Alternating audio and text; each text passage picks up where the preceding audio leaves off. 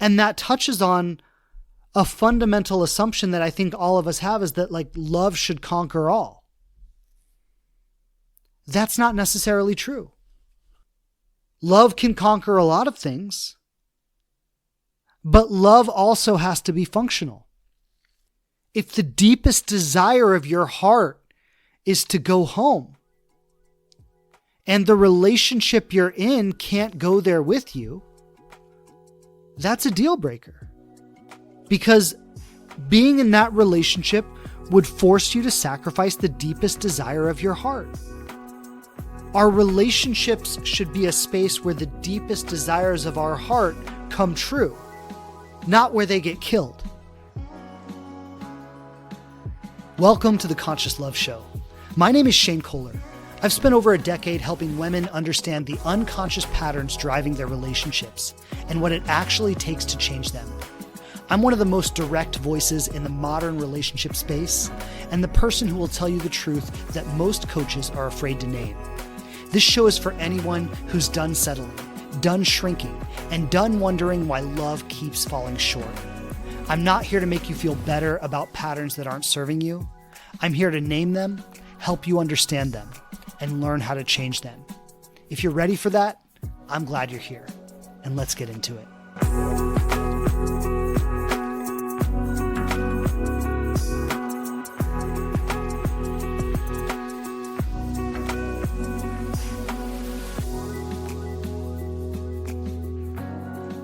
So this week's episode centers on a single powerful question. Do I say something, or do I stay quiet and just hope he catches up? And the questions I'm going to be addressing in today's episode touch on a core struggle that I know all of us have felt at some point. Do I share what's real for me? Do I really let myself be honest about what's on my heart? And if I do, what does that mean? What's going to happen when I really name the thing that's real for me in this relationship? I want to start by saying thank you to all the ladies who have sent in their questions for today's episode. And as I was reading these questions, I was struck by the honesty and the rawness and the vulnerability that each of these questions contains. And I just want to say thank you for opening your heart to us, to me, to letting me speak into this on today's show, to letting the audience get a glimpse into your world. Because I know while you're sharing your story, you're not just speaking for yourself, you're speaking for all of us on some level. I've been leading coaching circles for forever. And something that the ladies in my circles always share is that I get something out of every single thing every single person here shares. People who could be in different parts of the world, people who could be in wildly different circumstances, but we all relate to the core struggle underneath. And the reason for that is because the circumstances might be different. Somebody might be married, somebody might be dating, somebody might be going through a breakup, somebody might be entering a new relationship. The circumstances might be different, but the core emotional experiences underneath are the same. And the questions we ask ourselves are the same, even if they apply to different situations. And so as I'm reading today's questions, some of you may immediately resonate with the circumstances of someone's situation, and you may not. But I want you to listen to the vulnerability and the heart that is expressed underneath each question. I want you to tune into what it feels like to be that person in that situation and what they're navigating as they try to find their way through it. And then you put yourself in that position and you ask yourself, how would I be navigating this? Or what would I be feeling in relationship with this situation? And what would it call forth from me? And as you ask yourself that question, underneath each question we name today, you'll start to see something profound open up for yourself, even if your circumstances are completely different. I just want to name that if you're tuning in for the first time to a Q&A episode, welcome. I started doing this a few months back, and we're doing it on the last Tuesday of every month. So you can send in questions throughout the month. We'll be compiling them for the episode, and then on the last Tuesday of every month, I'm going to record answers to these questions. So we've had a handful of really incredible questions come in this week. I'm excited to dive into them. If you have something you'd like me to speak into next month, go ahead and email your questions to info@thelivingrelationship.com and we'll get them there. Let's go ahead and jump into our first question. She says, I've been in an on and off connection with someone for 11 years, and it got serious again this past June. He's warm and fun with my kids, plans outings, plays a great stepdad role, but he's inconsistent and doesn't follow through on the commitments he talks about. I've kept him at an arm's length before, but now I feel attached and stuck. Am I supposed to remind him of my boundary and send him packing? Or just act happy to see him and wait for him to join our lives the way he says he will? And I know the question underneath the question you're asking that I need to name here is, if I wait, will he ever join our lives the way he says he will? Or am I waiting for nothing? Have I spent the last 11 years waiting for nothing? And I'm going to be really honest with you about that part. If he hasn't done it after 11 years, he's probably not going to suddenly decide to do it one day. What this sounds like to me is the type of man who enjoys the benefits of the connection without the responsibility. He gets to show up. He gets to be the hero. Everyone's happy he's there. You're happy. The kids are happy. He gets to play dad. He gets to play boyfriend. He gets to show up for the good time. And then when the situation requires some responsibility from him, he disappears. You said that he doesn't follow through on the commitments that he talks about. And this is the most important part of the conversation, because when someone makes a commitment to me and they don't honor that commitment, that's a signal of disrespect. Right? Let's make it something simple. Somebody owes me $20 and they say they're going to pay me back on Friday, and they don't. It's not even about the $20. It's about somebody making a promise to me and not keeping it. And that says something about how they see me. That they don't see me as someone that they need to keep a commitment to. That's an integrity of the relationship conversation. Now, if you had it set up as a casual thing, hey, come hang out with my family every once in a while. We'll go on a trip together. We'll have a good time. No more expectation. Then you couldn't necessarily be mad at him for participating in that. Right? He was just honoring the agreement that was made between the two of you. But even in that situation, you might get to a point where you say, I need more from this. The previous agreement doesn't work for me anymore. And then that would warrant a conversation. But that doesn't sound like that situation. It sounds like you've had conversations about this. You said, am I supposed to remind him of my boundary and send him packing? That means you've expressed a boundary. Promises have been made that have been broken. And so a couple of things have happened here. He has lost respect for you because you allowed him to break a boundary and still stick around for 11 years. He has promised things that he needed to promise at the time to get what he wanted, and then not followed through on those promises.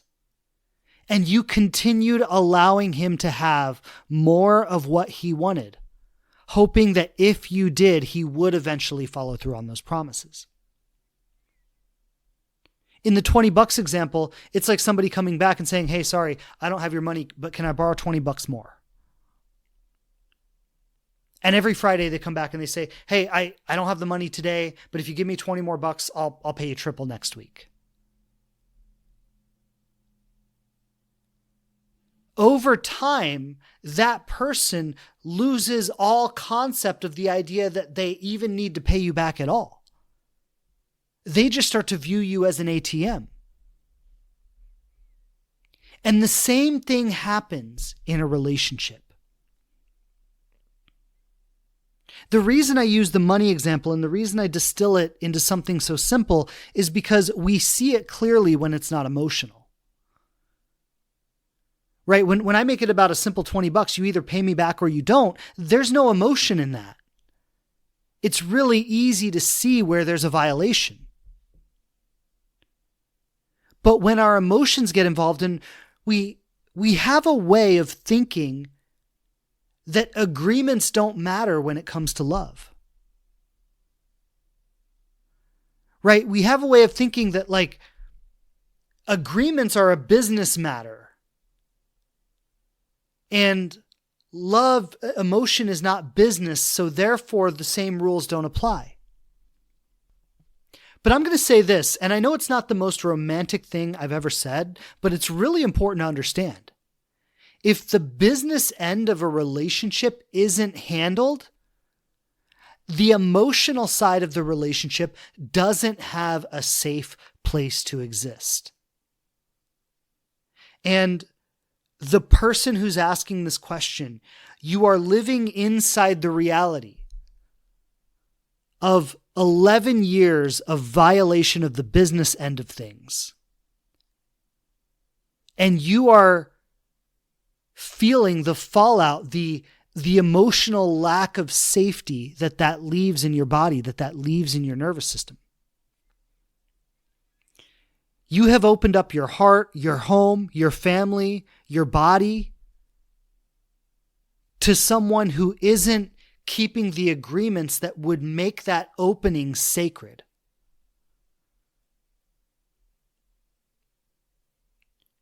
So, the short answer, should you send him packing? Honestly, yes. And not even because he's inconsistent. Not even because he pops in and out of your life. Now, on the one hand, we could say maybe you don't want that, and that would be enough of a reason in and of itself. And that's fine. But the real reason is because of the violation. The broken commitments, the boundaries that you've set that he hasn't honored. If someone doesn't honor your boundaries, they don't honor you. If someone treats you like an emotional or sexual ATM, they don't respect you as an individual. And you can't allow yourself to nurture relationships with people who don't respect you. Because the end result is you don't respect yourself. That pattern causes you to lose respect for yourself. And I'm going to say this too. And this might be the most difficult thing I'm saying in this conversation. Your kids are watching this happen. And it's setting the standard for what they expect as normal. It's setting the standard for how they will hold agreements in their life. How they will expect other people to treat them.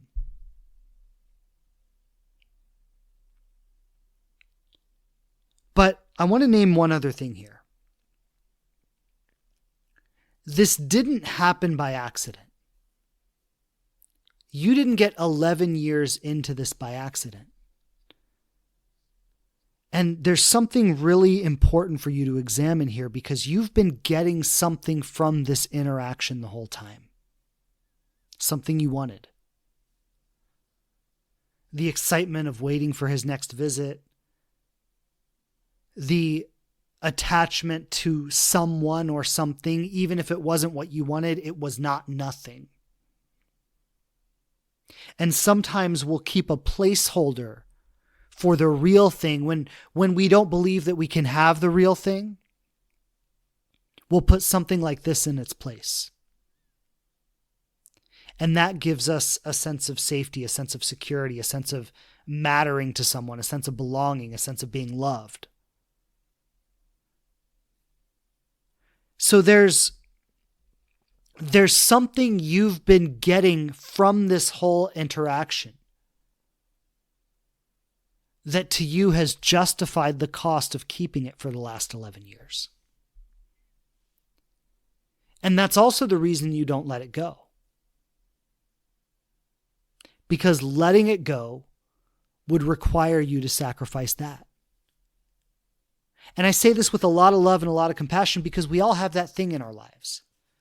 Sometimes they're life-destructing things like a cocaine habit. Sometimes they're relatively benign things like I stay up a little too late and watch too much TV. But we all have that little place where we're sabotaging ourselves. And the payoff that we're getting from it is good enough to justify keeping it. And this is your thing. And there's no judgment about that. Like I said, we all have that thing. But I'm naming why you don't send him packing. You don't send him packing because you're not ready to lose what this situation is giving you. But you're also disconnected from what it's costing you.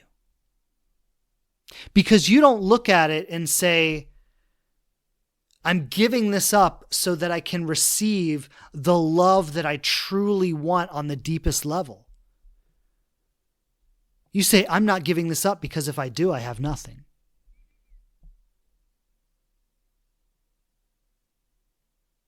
You see it as a loss, not an opportunity. And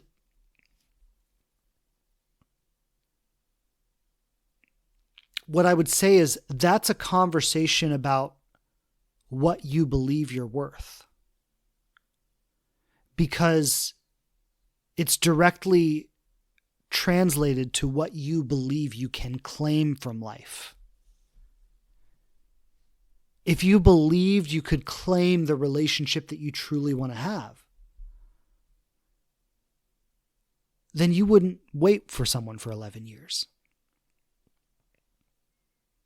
But if you believe you have no other options and this is the best you can hope for, then you'll wait and you'll wait and you'll wait and you'll justify. Even if your kids are watching it happen, even if you cry yourself to sleep at night, even if you spend weeks and months in anticipation wondering when you're going to see him again, even if you fall in love and get your heart broken over and over and over again. You justify it because on some level you don't believe you can ask for more. And that's the place where you have to look. And like I said, there's no judgment there, but I'm illuminating that for you because on some level, you've got to be willing to go all in with yourself and all in on love. It's like, I'm going to have the ultimate thing or I'll have nothing at all. But I'm not going to settle for something that's mediocre and halfway. I'm not going to be halfway loved by someone. And that requires a lot of courage. That requires a lot of self-worth. You've got to really believe in yourself to do that. You've got to really believe that there is at least that possibility. Otherwise, you'll default to what's safe.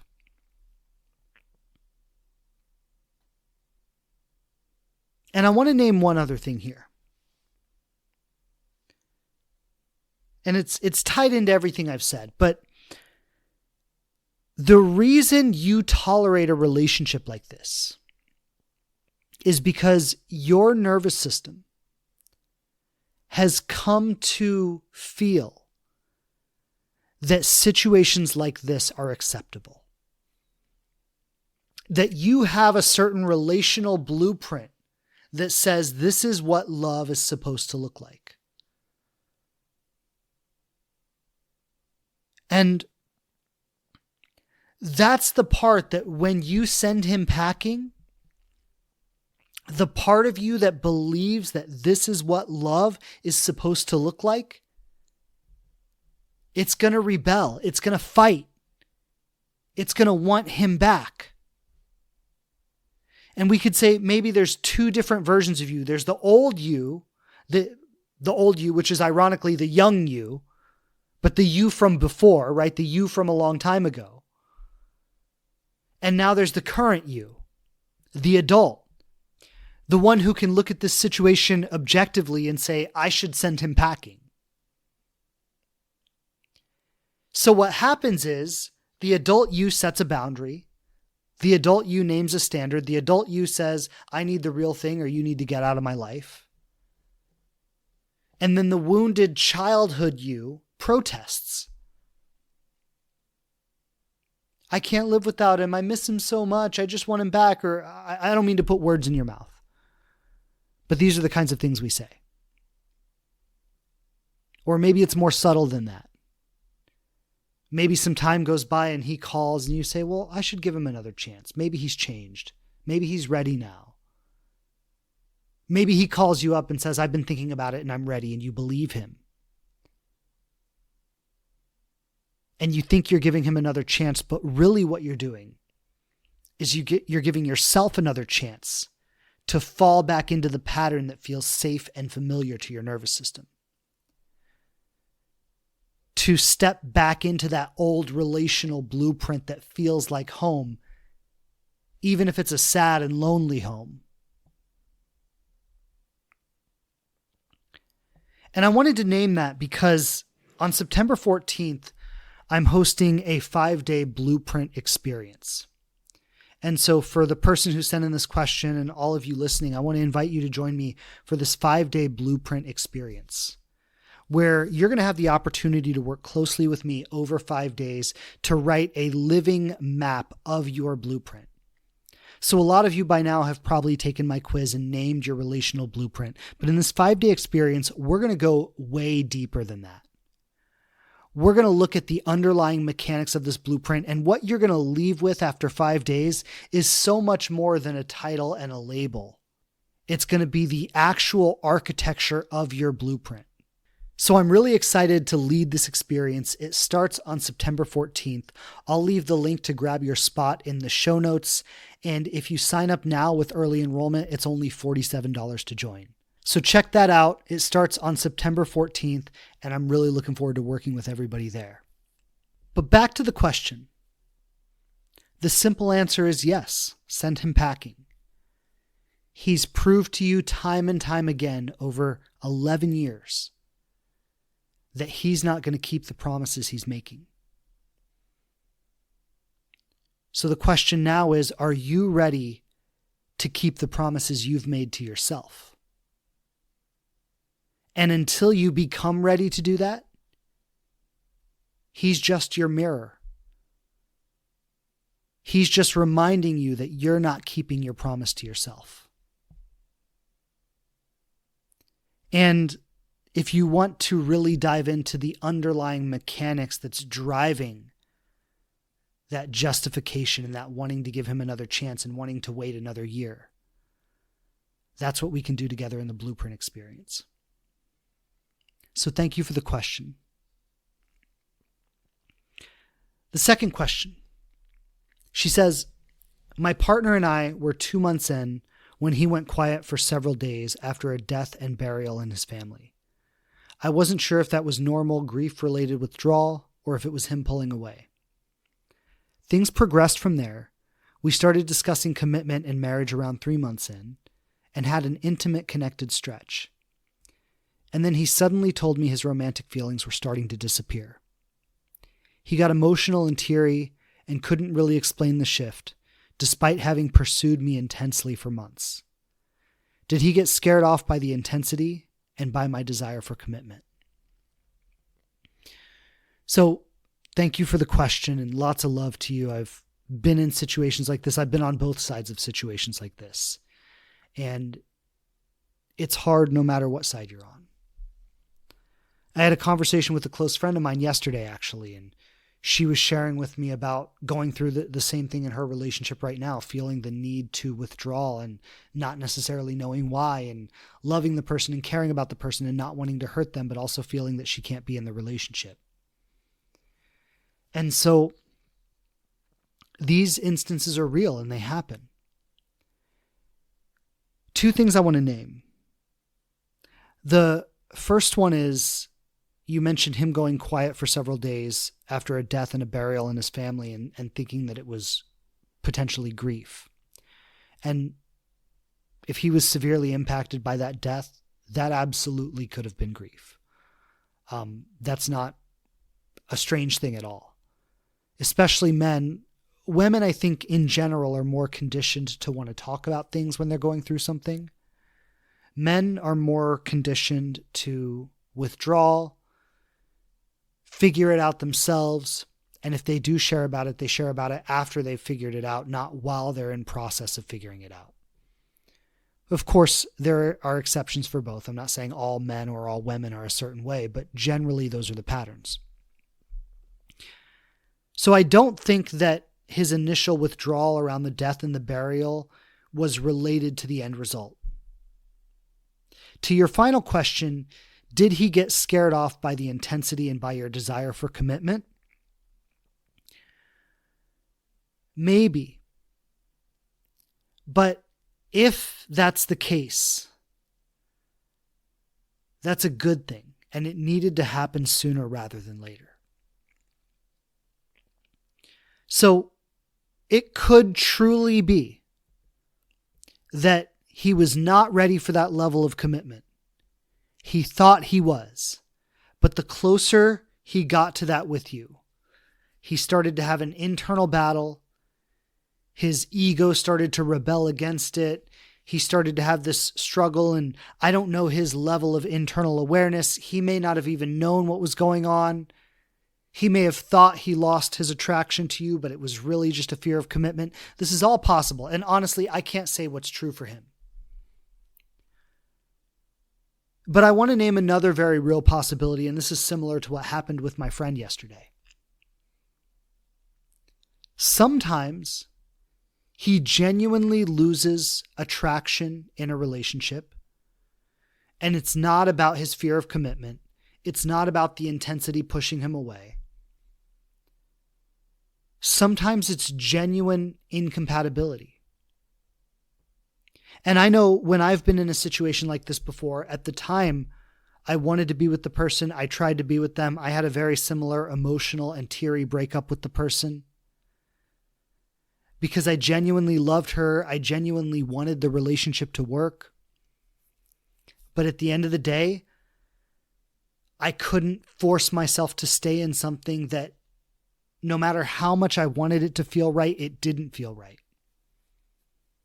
And a lot of women report this experience too. I know a lot of you listening will say that there's been a man in your life that you've felt deep love for and wished that you could just be in love with him or wished that you could feel differently than you do, but you just don't feel it. So that can definitely happen as well. But what I want to address in this question is that you did a lot right here.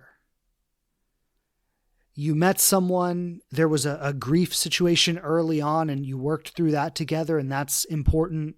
Even with that grief situation, around 3 months, so about a month after that happened, you talked about commitment and marriage, and you had an intimate, connected stretch. You did all the right things. And sometimes you can do all the right things and it still doesn't work out the way you wanted to. That's not a flaw. That's just the reality of relationships sometimes. There's a tendency here when a relationship doesn't work out to say, should I not have talked about commitment so early? Or should I not have made it so intense? Or should I have been a little more agreeable or a little easier to be around? Or what's wrong with me? Why wasn't I lovable? And most of those thoughts are traps. It's not really about any of that. It's about for a reason that probably has nothing to do with who you are or your value or your worthiness as a person. For a reason that has nothing to do with you asking for commitment or being honest about what you're looking for. He wasn't ready to go there with you. And your relationship did exactly what it was supposed to do. It exposed that unreadiness.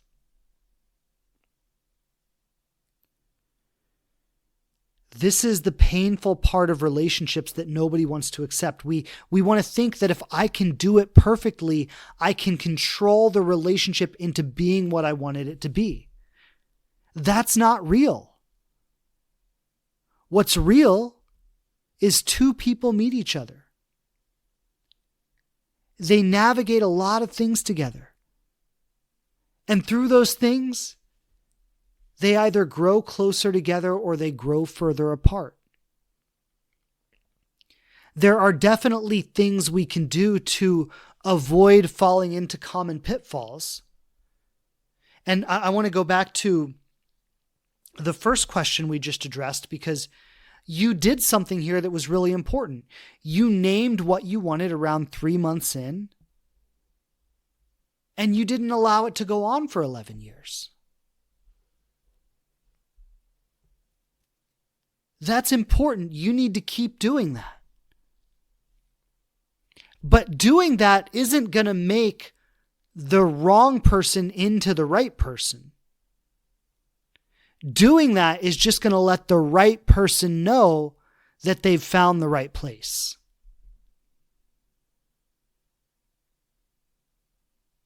So I know when it happens this way, there's obviously grief in that. And you're going to grieve this loss, maybe for a shorter period of time, maybe for a longer period of time. I want to honor that process and just let you know that I feel you and I'm with you in that. But don't let the fact that you're grieving cause you to doubt what you did or how you did it.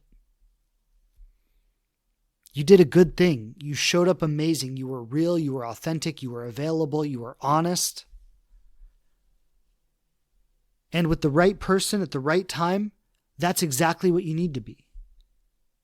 And it sounds like this just wasn't the right person at the right time. Keep being that person, because the right person at the right time will show up. And when they do, you want to be the right person.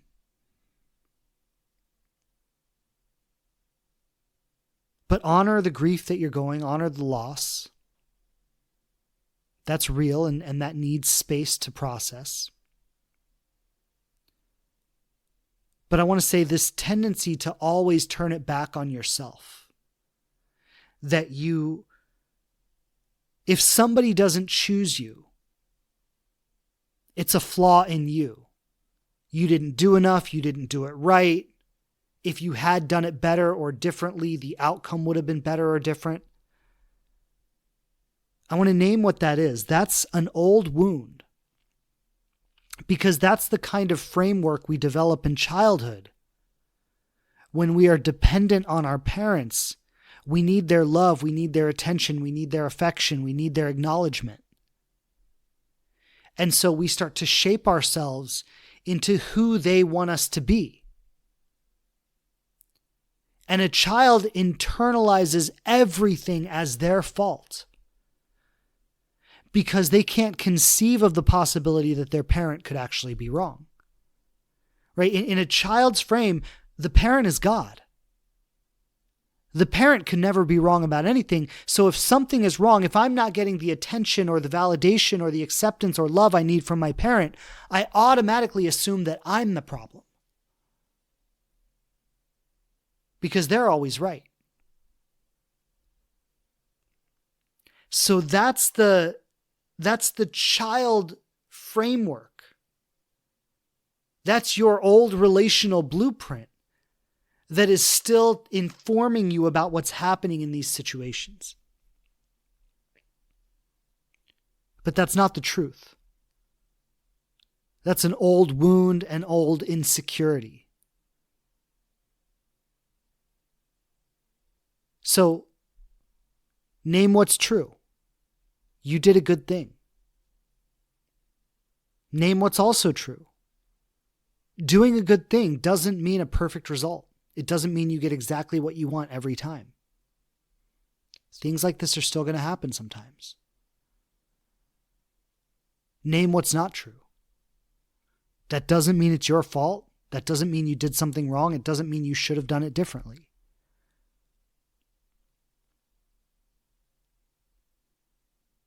And give yourself space to process the experience, to process the grief. Because that's where you heal. So lots of love. Thank you for the question. This next question. I'm 2 years into a relationship with a genuinely kind, honest, and supportive man. But the chemistry has never fully been there. My daughter is grown now, and after 19 years of living abroad, I've always planned to move back home. For the past 4 months, I've had intense anxiety and a real pull to go home, and I can't tell if I'm being avoidant or if I'm genuinely misaligned with this relationship. How do I know if I should leave someone who's truly good-hearted, committed, and loves me immensely? And that's a difficult question. I'm going to give you some guidance around this. But this is like the reverse of the previous question, right? And for someone who's on the other side of it, I want to name this too, because if I were to ask you, is there anything insufficient in your partner? Is there anything about them that is making you want to pull away? You'd probably say no. You just said they're truly good-hearted, they're committed, and they love me immensely. So what you're experiencing has nothing to do with something that's insufficient about them. This is something that's personal for you. And I say that for the person in the last question because I just want to land that point that you're internalizing something about yourself that is completely about what's going on with someone else. And this question is just another example of that. But now, I want to say something obvious that stood out to me in this question. I don't know if this is totally what it's about, but there's something obvious here. Your daughter is grown, and you've always planned to move back home. If that's been the life trajectory that you've been planning the entire time, that call to go home may simply be more compelling than the relationship. You might love the person, you might care about them, you might enjoy being with them, but there might be something in you that wants to go home even more than that. Now again, I don't know if that's the totality of what's going on here, but that's the first thing that stood out to me when I read the question. And that touches on a fundamental assumption that I think all of us have, is that love should conquer all. That's not necessarily true. Love can conquer a lot of things, but love also has to be functional. If the deepest desire of your heart is to go home, and the relationship you're in can't go there with you, that's a deal breaker. Because being in that relationship would force you to sacrifice the deepest desire of your heart. And our relationships should be a space where the deepest desires of our heart come true, not where they get killed. So that might be the answer to your question right there. But here's a question I would ask you. Can he go with you? Would he go with you? And if he could and if he would you want him to? Sometimes we don't even consider that possibility. Maybe if you talk to him and he's willing to go with you, and maybe the whole plan changes. But I want to acknowledge what you said about the chemistry, because you said the chemistry's never been there, and that's important to name as well. And sometimes chemistry is just not there between people. We partner with someone in our minds because they look good on paper, but we never really feel that in our body. And that can be real, and that does happen. Some people just feel more like a brother or a best friend than a lover.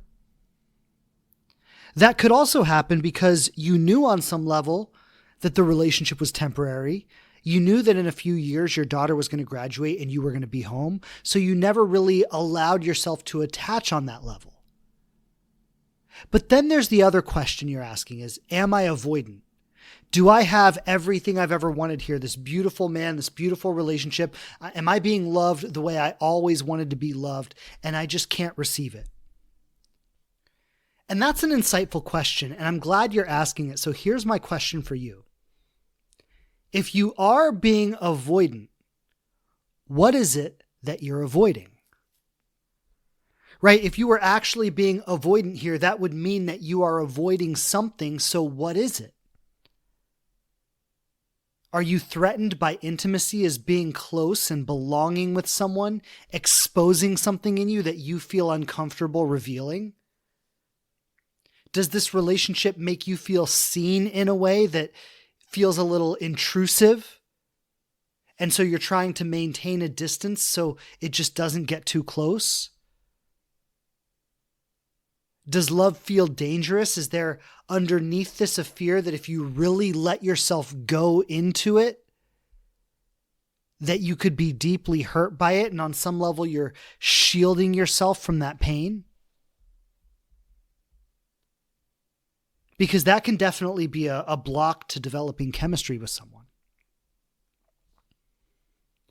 Another thing too is that sometimes the lack of chemistry isn't really a true lack of chemistry. It's the reality of love with somebody not meeting our expectations of what we think it's supposed to be like. Because a lot of times we talk about chemistry, and when you're 2 years in, chemistry means something very different than it does when you're 30 days in.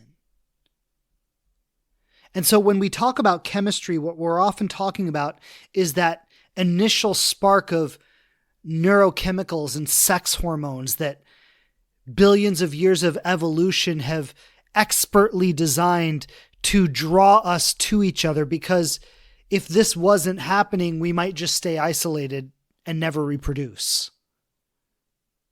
Right? So a lot of times when we talk about chemistry, what we're talking about is this initial spark of certain chemicals that get activated when we're with someone that makes us want to have sex with them, that makes us want to get close to them.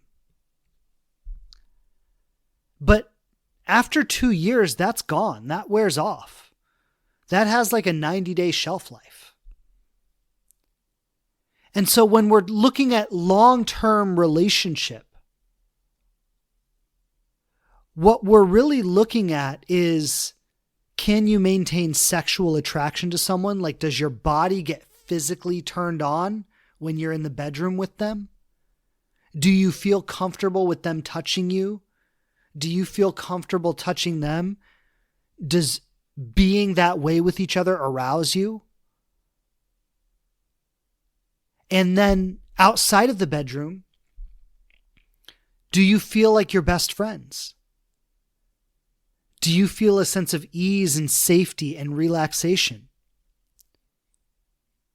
And the reality of a long-term relationship is it doesn't have the fireworks of the first 30 days. That's biochemically impossible. And so one of the ways that avoidant behavior shows up is by constantly chasing novelty. Right? So if you imagine that when you go home, there's some hot love affair waiting for you, and it's going to be so much more exciting and so much more thrilling than what you already have with your partner. That can be you chasing a false ideal of love. So I've given you a lot to think about here, and of course, I can't say what's true for you. Only you can say that. But if you're chasing a hot new thrill, an exciting new thing, you've got to be grounded enough to know that even if you find that hot new thrill, eventually, if it lasts, it will become the safe, predictable type of situation that will feel similar to what you're in now. If he can go home with you, and if he would go home with you, would you want him to come? I think that's one of the most important questions, because that'll help you clarify if this is about him or if it's about going home. But the last thing I want to say about this is that sometimes we can gaslight ourselves about something that we ultimately just have to trust. Sometimes we don't feel the way we wish we did about someone. And we can call ourselves avoidant, and we can analyze it from every possible angle. But eventually we just have to say, I've spent 2 years trying to feel the way about this person that I don't feel. And at the end of the day, if I don't feel that, it's not fair to me and it's not fair to them to try to force it. So maybe it's avoidance, maybe it's intuition, maybe it's a clarity that I'm not fully conscious of yet and it will come to me in time. But whatever it is, I have to trust it because I can't make myself feel something that I don't.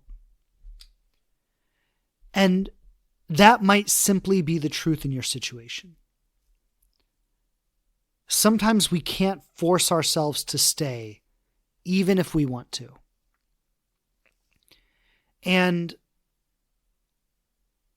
the truth about that will come in time.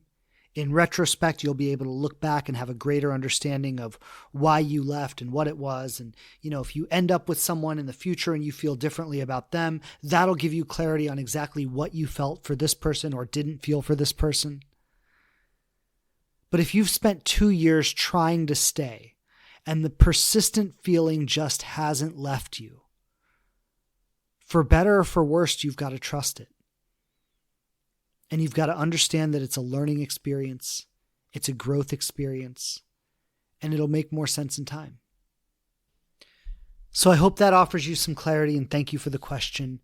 And for all of you today, thank you for sending in the questions. They're, as I said earlier, they're deep, they're thoughtful, they're profound, and I appreciate you letting us into your thoughts and your heart as we explore these things together. So thank you everybody who sent in your questions. Lots of love and blessings to all of you. If you want to shoot me an email at some point, let me know how this landed for you when you heard it. I would love to hear back from you. And of course, anyone who would like to send in your questions for a future episode, email me at info@thelivingrelationship.com and we'll get your questions together for next month's episode. Last thing I want to say before I close out today is just a reminder that we do have the Blueprint Experience starting on September 14th. This is going to be a 5-day immersion. I'm going to be running it live. We're going to work very closely together over these 5 days to create a unique living map of your personal blueprint, going deeper beyond just the label, beyond just the title, but what does this actually mean for you and how is it living inside of you? I'm really excited to deliver this experience and spend 5 days with all of you. So again, you can grab your spot for $47 with early enrollment, and I'll leave the link to do that in the bio where you're listening to this podcast. Aside from that, thanks for being with me today, everyone. Always a pleasure, lots of love, and I'll be back with you next week. Take care. Bye. Is there something you'd like to sit down and talk to me about face-to-face? If so, here's how we can do that. Every week, I open my schedule for 1 or 2 private calls with potential clients. And if it's your first time meeting with me, I offer that session at a discounted rate of $250. Go to inspiredloveapproach.com/private coaching to book that session now, or just click the link in the show notes. And if you still don't know what your relational blueprint is, make sure to take the quiz and find out. You can find the link below as well. And after you take the quiz, I'll send you a personalized video breaking down your blueprint in detail. If you enjoy the Conscious Love Show, the best way you can support us is to follow or subscribe on whatever platform you're listening. It helps improve the ranking and get the work out to more people. Thanks for listening today, and I'll see you next time.